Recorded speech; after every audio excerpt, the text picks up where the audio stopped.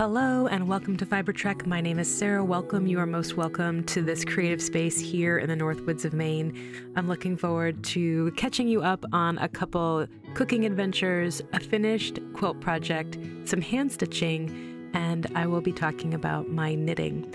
I'm also looking forward to sharing with you a new book that I've received and a garment that I worked on. If you are a patron of this podcast or have donated through coffee, a deep, heartfelt thank you. I so appreciate and am humbled by the financial contributions. I'm so glad that you're all here. Let's catch up.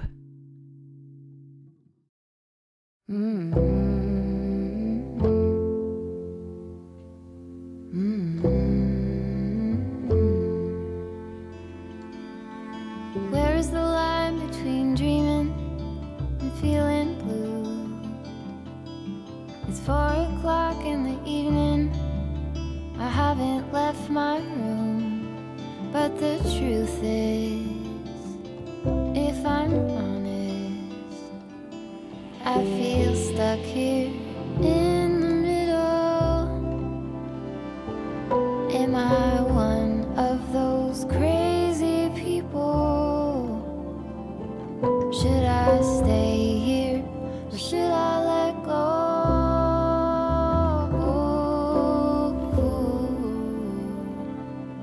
Pull the sheets over my head, hoping change is gonna find me.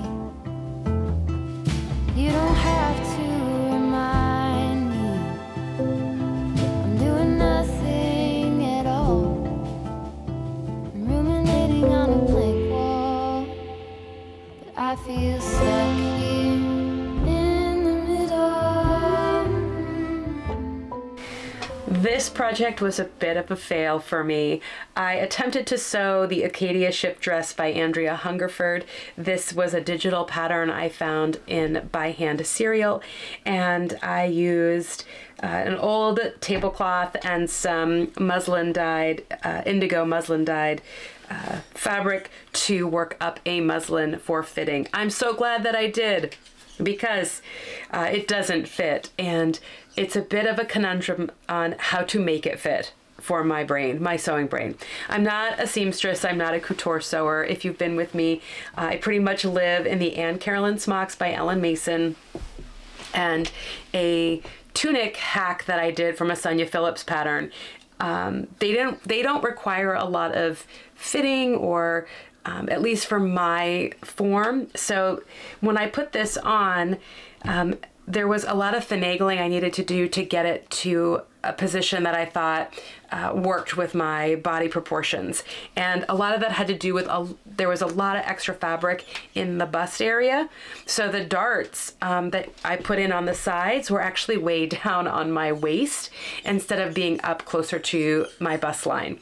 When I finagled it and I moved the shoulders, that all ended up working out. So I don't necessarily have a plan or understanding on how to amend the pattern, etc. And I'm hoping, I have some sewing friends coming to visit, that they will lend their prowess to this problem and help me retrofit the pattern, because like I said, I think if I could get this to fit, it would be perfect for wearing with my new sweater in Tidal yarns, which I detailed last week or last time.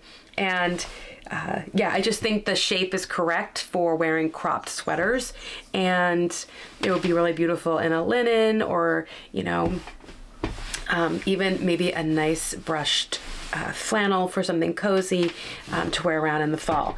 So that is my experience with the Acadia ship dress.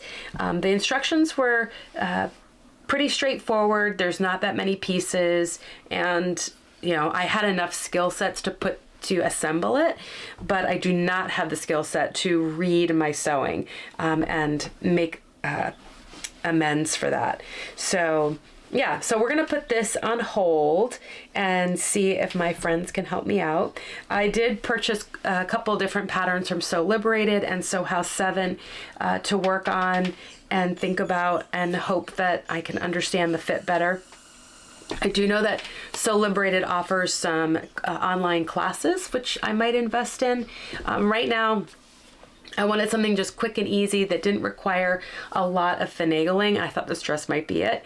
I don't want to cut a smaller size because it fits around the circumference of my being, but yeah, there just seemed to be a lot of extra, as I said, fabric in the bust. So I thought this would be easy, quick, throw it on, do it, be a easy breezy garment, but it's going to require a little bit more skill. So that is the Acadia shift dress on hold. I think I'll go back to sewing 1/4-inch seam lines and get some quilting projects done and maybe contemplate what could happen with this one. Should I stay here or should I let go?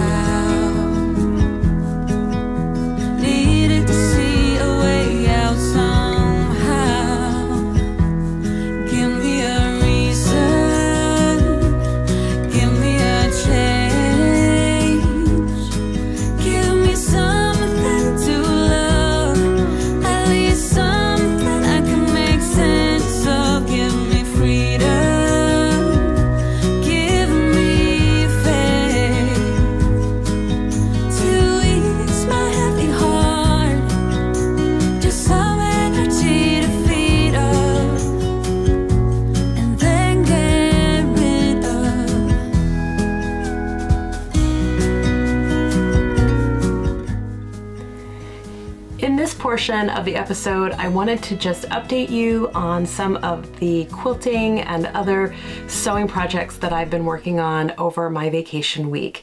And probably the most exciting one to detail is a finished quilt.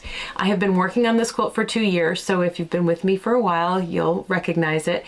This is a scrap quilt that I wanted to move through some of my scraps with. It is also a technique building quilt. There's English paper piecing and there's foundation paper piecing. I was very much inspired by Esther Falloon Lau's fabric line that she released, and I can't remember the company. She might have been Free Spirit, but I'm not sure. But I found her through Hawthorne Supply, but she's also on Spoonflower as Nouveau Bohemian, and you can find very similar design and illustrations over there on fabrics, wallpapers, etc. So again, I was very inspired by that fabric line I worked with. I made a quilt for my mom. I think I have even more of this owl fabric that I can use to make a shirt for school with. But it's all come together. I really love the finished look. I do wish, and now I know, that I had incorporated more piecing, more sawtooth stars, maybe some mini 9 patches in the borders of the center panel, and maybe even some applique around the English paper pieced center motif as well. But overall, I'm really happy. It finished just about at 60 by 60. It's a nice lap size. It can go on the couch.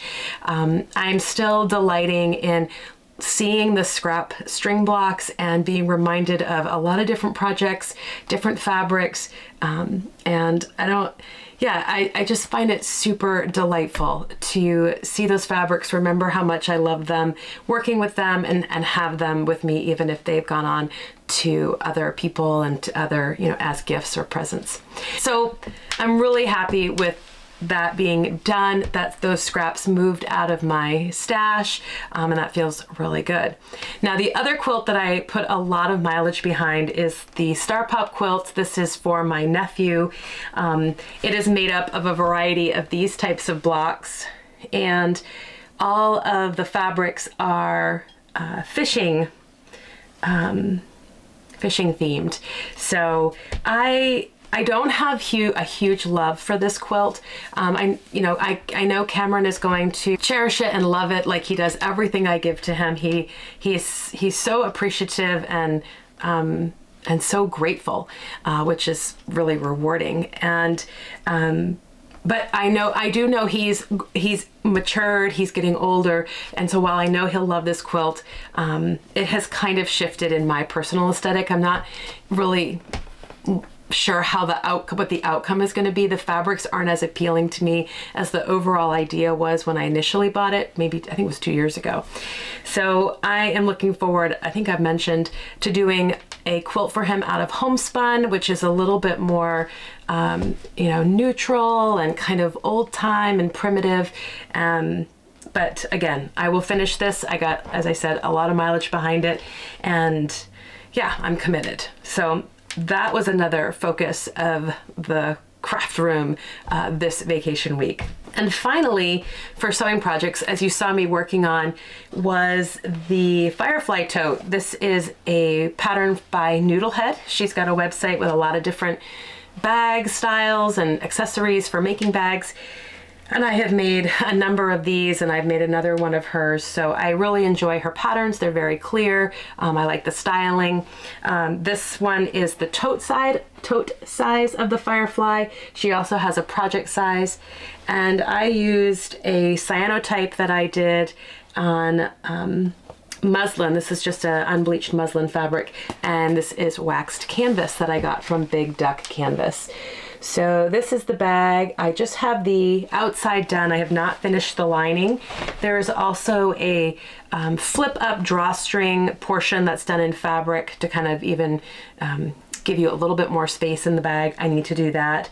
But overall, I love working with wax canvas, and I had originally cut that cyanotype for a bag and just never did it. So it was good to kind of move that forward and finish it up and see how those cyanotype fabrics are working in projects. I have made a couple other bags with my cyanotype prints for friends. So yeah, so I love this fern print.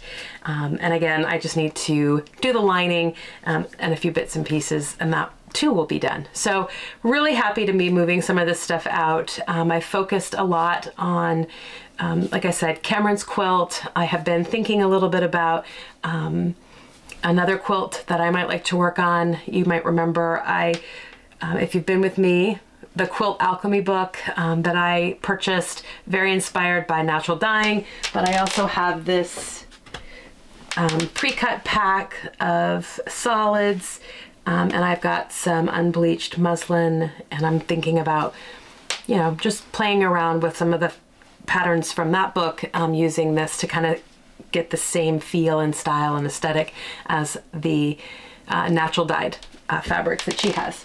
So that's something I've been thinking about. I also have some fabric that you may remember. I keep saying that a lot because I always try to reference, if you've been with me a while or if you're new here, that I purchased for my two nieces, but I'm thinking about doing that in the summer so that they're ready for them in the fall.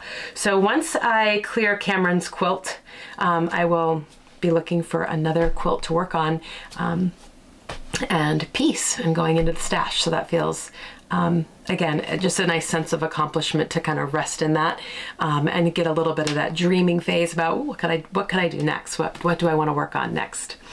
So that being said, I think I'm going to finish working on this bag a little bit and making some headway on my knitting. And I've also been doing some spinning here in this afternoon as I wind down my vacation and hopefully get something done on that knitting so I can chat with you about it.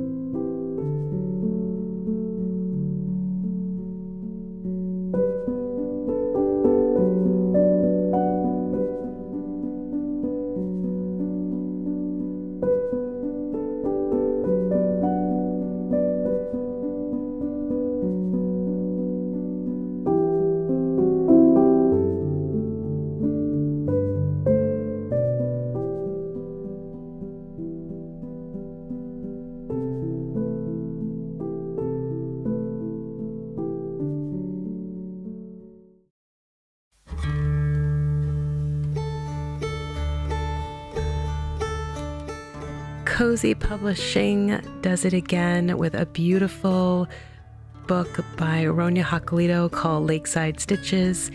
This is not only a visual delight as usual, and as I've spoken about in the past when I've reviewed these books, the texture of this book is just really satisfying. Ronya brings to us a variety of different patterns, from vests and sweaters to children's wear, socks and hats. I really will let the book just speak for itself. I was really excited to see this. It was published in January, and I have some plans for not only the cable sweater you see here, but also a couple of her yoked designs. She is one of my favorite designers. I've knit a couple patterns of hers, and so I was really happy to see that she had released a book and that she had partnered with Cozy Publishing. If you get a chance to put this on your shelf, I would highly recommend it. I hope you enjoy the rest of the look here, and I am hopeful to put something on my needles very soon.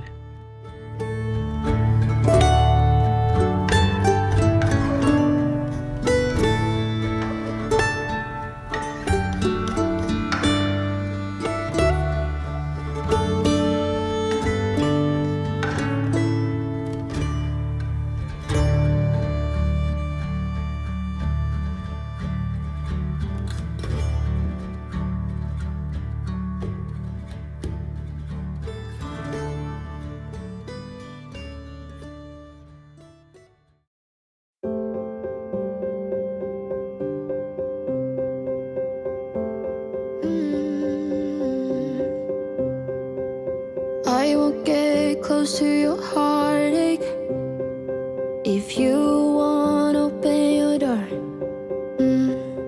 I'm feeling kinda lost when your mind is hiding whatever that is choking your chest. I can see it in your eyes that you're shaking 'cause you're holding it back. Maybe you'll make up your mind now. I'm here by your side. So let it all out of me.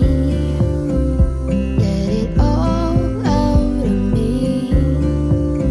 Oh, I will hold you in the dark, make you forget about what's wrong. Let it all out of me.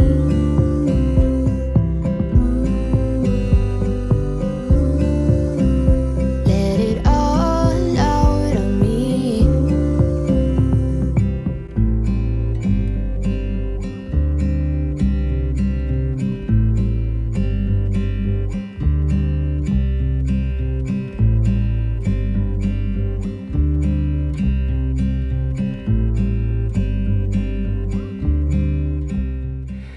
Welcome to the knitting and hand stitching portion of the episode.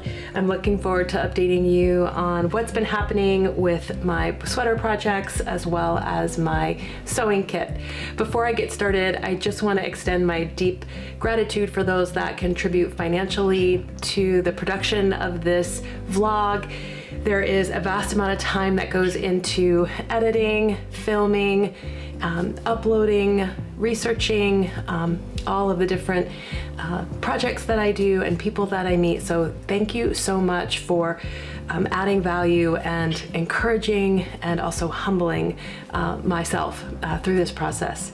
If you are able to like and subscribe, I'm told that that can create some traction around dispersing this content to others who might be interested. So thank you so much.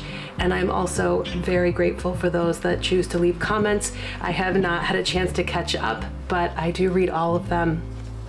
And again, I find them very encouraging, and I am so appreciative of the insight many of you share with me on what I'm working on.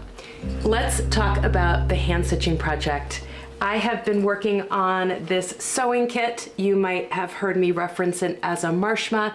This is a term my friend Sophia Carlson of Sophia's Tales uses to talk about her sewing kit. One of you referenced housewife. So it is a pouch where you could pretty much put anything you'd like. But for this instance, I have made them in the past for stitching supplies. This particular project was inspired by Lord of the Rings. It is made with all wool for the decorative outer pieces and a Japanese linen cotton on the inner. In my latest episode, I talked about how I forgot to add some of the embellishments on the inside, but I was able to applique this wool piece of felt down. This is to put pins or needles on. And now, as I said, I am just binding off the edges in this wool Norwegian braid I was able to order from the Woolly Thistle. The nice thing about this braid is it comes with two sides. You can use either. This one is a bit subtler with the green, and it focuses more on the trim of this blue edging, which I think frames this subtle motif very well. I need to attach the cord that I made with the Lucette on my last edition, and that will be a wrap to keep it closed. I have started to think a little bit about my next one, and maybe seeing if there's a way to use a magnet so that it just flips open and close. But I do like this lucetted cord. It gives it a bit of a fairy tale look, which is the overall aesthetic that I'm going for typically with these particular projects. The braid that I purchased from the Woolly Thistle, I got enough to do another project, and I have some beautiful kind of aqua teal fold wool fabric that I think I'm going to focus on next, and I would like to add more embroidery. As you can see, this one really is subtle. It focuses more on the felted applique motifs, and in the next one I would like to have a bit more handwork on the canvas, if you will. So that is on its way to being bound and finished, and many of you had expressed interest in a class or tutorial, and I am very much considering that, although I always like to caveat instructional pieces as more invitation, and so keep an eye out for that maybe this summer as I embark on my next one. As for knitting, I was able to finish this particular sweater. If you caught up with me in my last episode, this is a mashup of a chart from the Knitted Kalevala and the high-low sweater from Tidal Yarns library in Tidal Yarns. So that was finished, and I then refocused some attention on the Roots and Shoots sweater by Teti Litzak, and I am knitting this in New Tiden yarn from Honorak Air, and I'm holding the main color with some mohair silk from Knitting for Olive. So here the yoke is finished, and I have divided for the sleeves and the body. For this particular piece, the dark contrast color, I held double, so 2 strands of the New Tiden in that dark color, and I did not hold a mohair strand with it. And then, as I said, the overall main color I have double stranded with the mohair silk.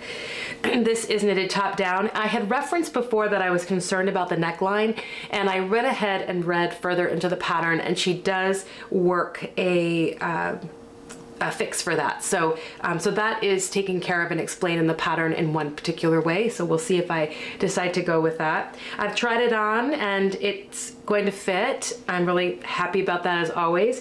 And I have finished the short rows. The short rows are added in the back where the sleeves and the body separate. This is what I have done in a number of other sweaters that I've kind of mashed up. You might remember I talked about that when I did the Vilmax barn for my niece. I added short rows, not in the neck so much, but in the body area to make this neckline longer and the front shorter. I think I read a blog somewhere, it might have been from Pearl Soho, where it talks about short rows, and this was a recommended method to do it versus into the neck, which sometimes can disturb the repeat of the yoke or patterning that's happening.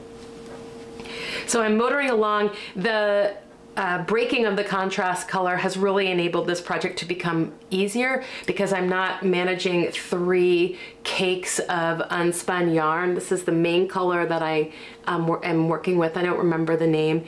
And so now I don't have 3 of these that I'm kind of like getting out and spacing out and being able to work with. So I think that this will be able to travel much easier, and I'm looking forward to finishing the body on that really soon.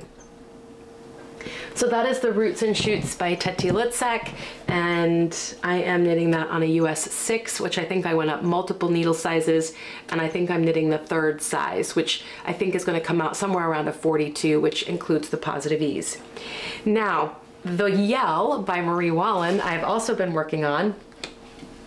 I'm getting close to finishing the color work border of this particular piece.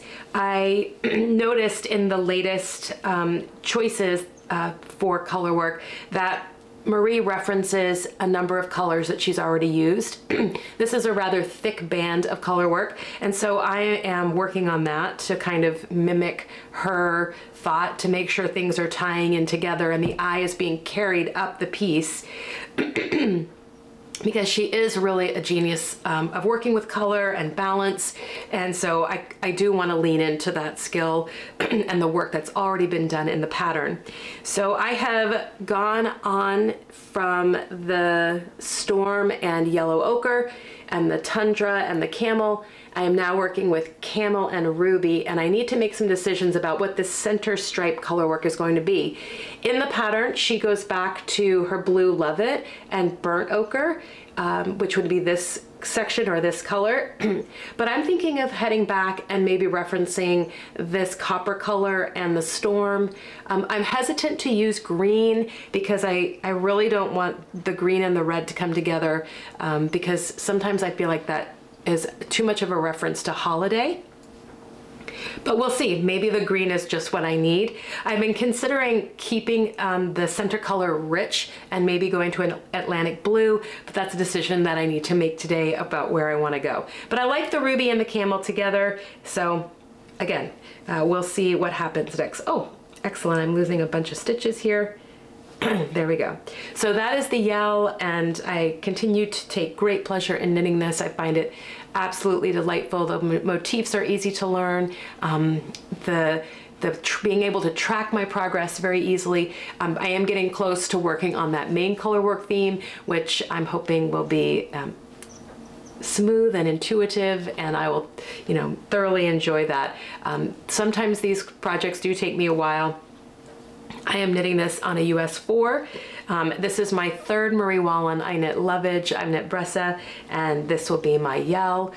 She did just release a new book, did you see that? And a new yarn, which is a worsted weight. Her new book is called Erin, and her yarns are the same colors, very similar to her British Breeds, which is a 4-ply. So if you're a Marie Wallin fan and you want to work on a sweater, but perhaps the gauge is not up your alley, you might want to try the worsted color work sweaters that she has out as a means to enjoy this particular designer.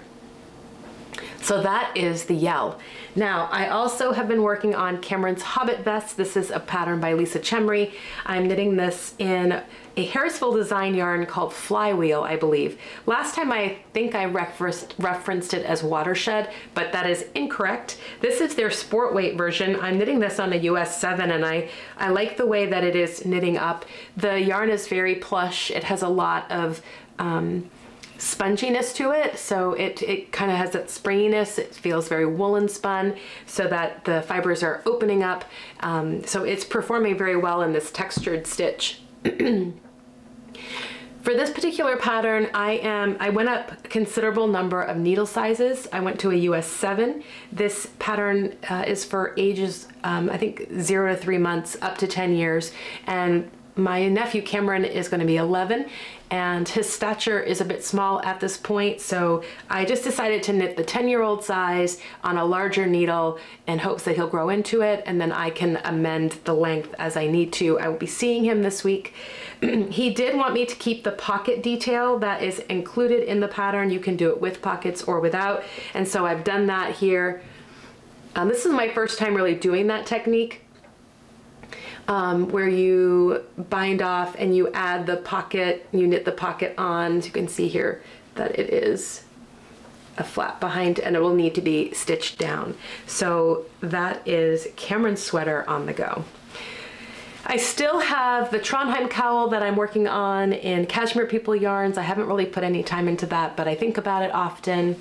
And the last thing that I thought I would bring to your attention and talk about is Alice Starmore and a creative course that I've discovered on her website. I was very much inspired by her book Glamoury. I've thumbed through this book on the podcast a couple years ago. I have high hopes of knitting the lapwing. I've referenced that pattern as well before.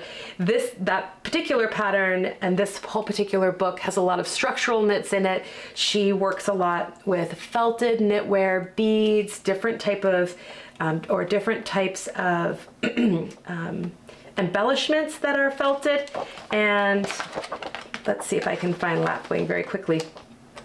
So she had offered over the pandemic lockdown on her blog a free pattern for the mermaid's purse, which is included in this, which is a nice structural knit that's felted after you knit it, and then you can embellish it with embroidery. I've downloaded that, but she's now offering a creative course on a bag called the Sporin bag and a belt called the Linny belt or the Lina belt, and this is all knitted and then embellished with embroidery and felted beads. And I just thought it would be fun to take the course. I believe it's available for £42. This is digital, and you get the course for a year. You can buy a 6-month extension, and then you can also buy a so what I'm looking for, yarn pack to go with it, so you can use her yarns. Obviously that would be a good result if you're looking for the right texture or surface from the felting process. I am going to attempt to do it with what I have in my stash. I have a lot of Jamieson's of Shetland and Jamieson's and Smith, and I have Tidal yarns. I think all of those will be comparable. I have some gathered cheap Shetland yarns that I think will felt up really nice. They're woolen spun. The lapwing, this is what I wanted to reference. This is lapwing, and at the hemline there is some beautiful applique with felt embellishments. So anyway, I just thought that this course would be a fun, small, creative way to engage with some concepts around embroidery on knits. I loved that book I purchased from Lina, and I wanted to incorporate that, and I really loved the belt that Alice Starmore designed, and I thought the bag would be fun, and it would also play into the sewing kit idea, Marshma idea. So that is creative course number 3. There are 2 others. They have structural 3D forms like hats. She did one on cuffs. I don't think one plays to the other. I think they all can be individually experienced. So I will be purchasing that, I think, today, and seeing if I can get forward or cast on with something in my stash. Now, that's not to say I might not order the yarn pack. I am interested, and I have worked with her yarns in the past. I made mittens with them. I still have 2 skeins in my stash, and it really is beautiful. The colors are really beautiful. They're very earthy, very landscape reflective. And so she, like Marie Wallen, has a very good eye for pulling this kind of overall folky, earthy feeling together into the knitwear. So that is a little Alice Starmore interest and intrigue. So I'm looking forward to working on that and sharing with you as I go along. On that note, I think I'm going to bid you a fond farewell. I hope you enjoyed this episode. I look forward to seeing you next time. Many fond wishes and blessings. Take care. Bye.